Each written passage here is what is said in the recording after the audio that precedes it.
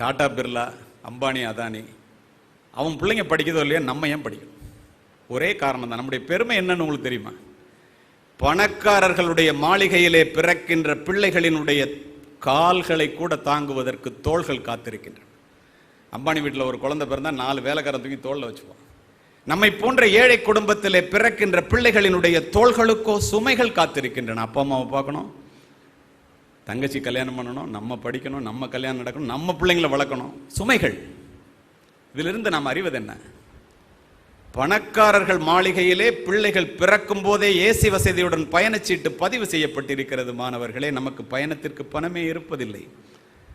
பணக்காரர்களுடைய மாளிகையிலே பிள்ளைகள் பிறக்கும் போதே வளர்ந்தே பிறக்கிறார்கள். நம்மை போன்ற ஏழை குடும்பத்திலே பிள்ளைகள் பிறந்துதான் வளர்கிறார்கள். ஆனால் நம்முடைய பெருமை என்ன தெரியுமா? வளர்ந்தே பிறப்பது வாரிசுரிமை, பிறந்து வளர்வதே பிறப்பின் பெருமை என்பதை நீங்கள் மட்டுமே நிரூபிக்க வாய்ப்புள்ளவர்கள்.